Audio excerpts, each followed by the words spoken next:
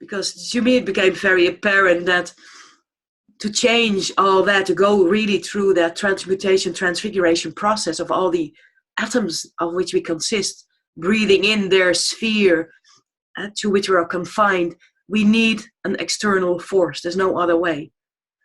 We need some help from outside to really bring some new energy, some streams of energy in, of consciousness, if you wish, to really fulfill the process within us, because we cannot do that unto ourselves. And I'm sorry, something really struck me what you said in your reply to Andrew, that it is not something that we attract by the power of our will, but by purifying ourselves, by letting that external force that we refer to maybe as the Christ force, or the forces that are attracted by the rose of the heart, to fulfill the process within us. But first we have to accept that it's an external force that has to do the job for us. In our confinement to ourselves, to our old soul, to who we are, we simply cannot do that. We need that external something. And we're happy to have an anchor within us to which that external force can attach and link ourselves with us. Because the tendency to taking literally what you said there, Tanya, is more like that turns it to an external power, such as what normal religions would say. Yes, you do need that external source.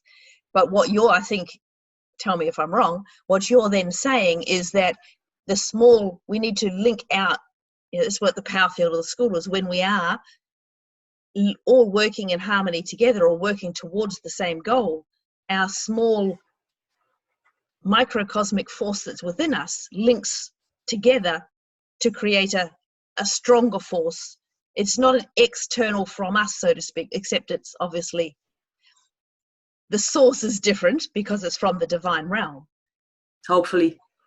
Yeah, hopefully. But it's not putting the power back to an external source. It's outside of ourselves, as I understood it, and in our exchange now, the last three points which were made. It's external to our ego. It's external to our personality. It's external to the higher self. The monadic element is not there for the time being, okay? But it is said, you are the temple of God. So the temple of God is in us. And that is why the Rosy Cross speaks of the inner God. And it is to link ourselves to that force, that eternal force, that is not part of us. It is not us, but it is in us. Now, so what role does a spiritual school have? The role of a spiritual school as a school of initiation with its different aspects does not have the role of a religion. It does not have the role of saying, come to us and you will be saved. If you are a good Rosicrucian, at death, you will be met by the Lord and you'll be singing hallelujah for ages to come.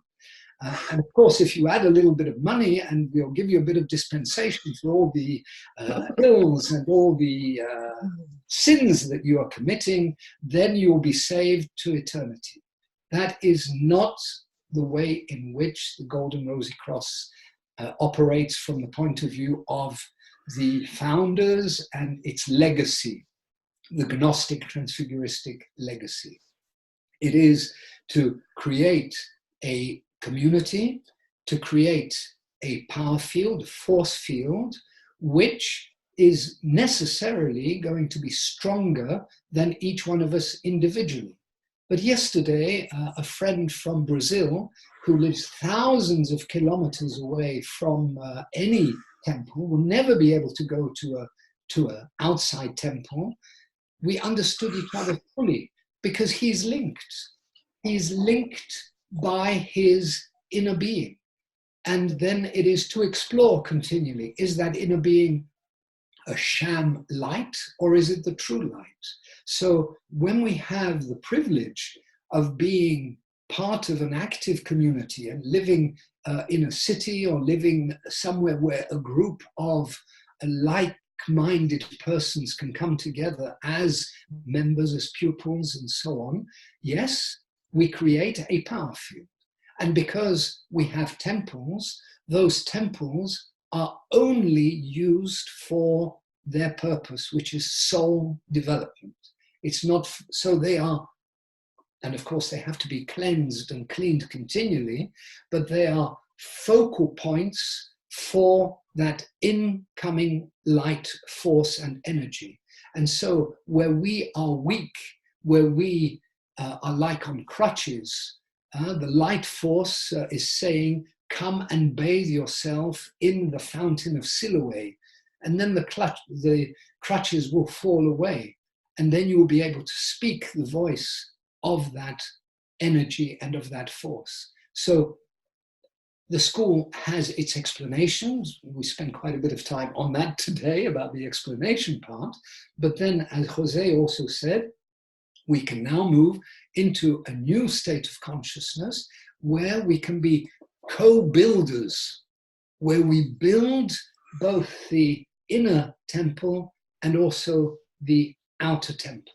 But I was reading the book of Mirdad a few days ago, and it says in the first chapters there that if you cannot find if you cannot find the temple in your heart, you'll never find your heart in the temple. And I remember once